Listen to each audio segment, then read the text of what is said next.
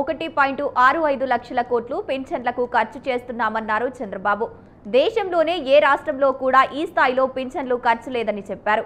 ఒకప్పుడు ఒక నెల పింఛను తీసుకోకపోతే వాటిని ఇచ్చేవారు కాదని, ఇప్పుడు 2-3 నెలల పింఛను ఒకేసారి తీసుకునే వెసులుబాటు కల్పించామన్నారు. ఆర్థిక ఇబ్బందులు ఉన్న హామీలు అమలు చేస్తున్నామన్నారు చంద్రబాబు. ఏలూరు జిల్లా పర్యటనలో భాగంగా ఎన్టీఆర్ భరోసా సామాజిక పింఛన్ల పంపిణీలో పాల్గొన్నారు సీఎం చంద్రబాబు. జూబ్లీ హిల్స్ అనేది డెడ్ ఎండ్.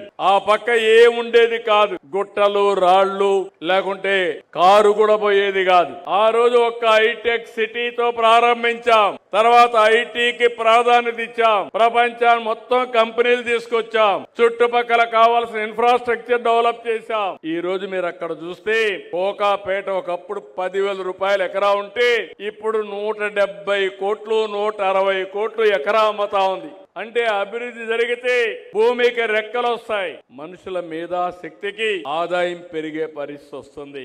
అభివృద్ధి అనేది చాలా ముఖ్యం. ఈ విషయం కూడా మీరు గుర్తుపెట్టుకోవాల్సిన అవసరం ఉంది. తెలంగాణ ప్రభుత్వం 10 ఎకరాలు అమ్మితే 1355 కోట్లు వచ్చింది. ఇది మీరందరూ గుర్తుపెట్టుకోవాల్సింది. ఇలాంటివన్నీ కూడా జరిగే అవకాశం వస్తుంది. ఇంకో పక్కన ఈరోజు ఇక్కడ చూస్తే కొల్లేరు సదస్సు కూడా ఇంకొక సమస్య ఉంది. ఎన్నో సంవత్సరాల నుంచి సమస్య ఉంది. తప్పకుండా కొల్లేరు సమస్య కూడా పరిష్కారం చేసి ఇక్కడ రైతులకు న్యాయం చేసే బాధ్యత తీసుకుంటాం. ఇంకో పక్క పోలవరం నాకు 2027కి గోదావరి పుష్కరాల కంటే ముందే పోలవరాన్ని పూర్తి చేసి జాతికి అంకితం చేస్తాం. చిరకాల వాంఛ. ఒక కాటన్ గారు ధవళేశ్వరం బ్యారేజ్ కడితే ఇప్పుడు కూడా విగ్రహాలు పెట్టి పూజిస్తున్నాం. అలాంటిది రాష్ట్రానికి వెన్నెముక అయినటువంటి పోలవరాన్ని పూర్తి చేసి జాతికి అంకితం చేస్తాం. మనకు పామాయిలకు కూడా ఎక్కువ నీళ్లు కావాలి. అలాంటప్పుడు ఈ నీళ్లు గాని మనం గాని ఇది చేసుకోగలిగితే పక్కనే గోదావరి ఉంది, రైట్ మెయిన్ కెనాల్ ఉంది, నీళ్లన్నీ విజయవాడకు పోతాయి. రేపు రాబోయే రోజులు ఇప్పుడే మహేష్ యాదవ్ గారు చెప్పినట్టు తప్పకుండా తొందరలోనే చింతలపూడి లిఫ్ట్ ఇరిగేషన్ కూడా తీసుకొస్తాం.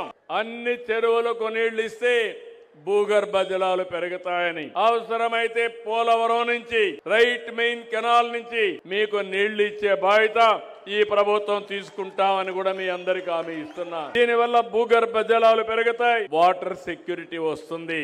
నేను కూడా ఫ్యామిలీ ప్లానింగ్ గురించి మాట్లాడాను. జనాభా పెరగకూడదని మాట్లాడాను. ఇప్పుడు జనాభా తగ్గిపోతా ఉంది. అందుకే ఆలోచిస్తున్నాను, కనీసం ప్రతి ఒక్క కుటుంబం, ప్రతి ఒక్క కప్పులు 3 పిల్లల్ని మీరందరూ కూడా కనాల్సిన అవసరం ఉంది. ఇది నా కోసరం కాదు, ఈ రాష్ట్రం కోసరం. ఎందుకంటే జనాభా తగ్గిపోతే భవిష్యత్తులో మనం మెషిన్లకు సేవ చేయాల్సి వస్తుంది. అందుకనే మనం ఆలోచించుకోవాల్సింది, జనాభాని గాని మనం సమతుల్యంగా పెంచుకుంటూ పోగలిగితే ప్రపంచానికి ఆదర్శంగా భారతదేశం ఉంటుంది, అగ్రదేశంగా భారతదేశం ఉంటుంది. దానికి చిరునామాగా ఆంధ్రప్రదేశ్ ఉంటుందని చెప్పి కూడా నేను మీకు తెలియజేస్తున్నా. మహారాష్ట్ర మనకంటే 2-3 రాష్ట్రం, అది 2 ఉంటుంది. వాళ్ళు ఖర్చు పెట్టేది 3,541 కోట్లు, financial capital of India. Tamil Nadu ఆర్థికంగా చాలా ముందున్నారు, అయినా వాళ్ళు ఖర్చు పెట్టేది 3,780 కోట్లు. ఉత్తరప్రదేశ్ మనకంటే 3 రెట్లు పెద్ద రాష్ట్రం, ఆ రాష్ట్రంలో వాళ్ళు ఖర్చు పెట్టేది 520 కోట్లు. గుజరాత్ లో కూడా మీరు చూస్తే 1,584 కోట్లు. అంటే ఎందుకు ఈ మాట చెప్తున్నారంటే దగ్గర సంవత్సరానికి 33,000 కోట్లంటే 5 ఏళ్లలో మినిమం 1,65,000 కోట్ల రూపాయలు నెలవారీగా పేదలకు పింఛన్లు ఇచ్చే ఏకైక ప్రభుత్వం ఈ ప్రభుత్వం. 63,25,999 మందికి ఇస్తున్నాం. 2,739 కోట్లు పింఛన్ రూపంలో ఇస్తున్నాం. ఒకప్పుడు ఎవరైనా భర్త చనిపోతే భార్యకు పింఛన్లు ఇచ్చేవారు కాదు, వెయిట్ చేసేవాళ్ళు. ఈ రోజు ఆటోమేటిక్ గా ఈ నెలలో చనిపోతే మొదటి తారీఖున మళ్ళీ పింఛన్ భార్యకి ఇస్తున్నాం. ఈ నెలలో మీరు చూస్తే 7,533 మందికి 3 కోట్ల రూపాయలతో పింఛన్లు విడుదల చేశాం. పింఛన్లు ప్రారంభించింది నందమూరి తారక రామారావు గారు 84లో 75 రూపాయలు పింఛను 200 చేసింది. తర్వాత నేను అప్పట్లో 35కే ఇచ్చాం, 35ని 75 చేశాం. ఆ తర్వాత 14లో 200ని 1000 రూపాయలు చేశాం, 1000ని 200 చేశాం. 5 ఏళ్లలో 10 రెట్లు పింఛన్లు పెంచింది ఆనాటి ప్రభుత్వం. ఈ రోజు మళ్ళీ ఎన్డీఏ ఆధ్వర్యంలో మేము ఆలోచించాం. కష్టాలున్నాయి, అప్పులున్నాయి, ఆదాయం లేదు, కానీ చెప్పిన మాట నిలబెట్టుకోవడానికి ఒకేసారి 4000 రూపాయలు మిగిలిన వాళ్ళకి పెంచి మిమ్మల్ని ఆదుకున్నామని చెప్పి కూడా నేను మీకు తెలియజేస్తున్నా.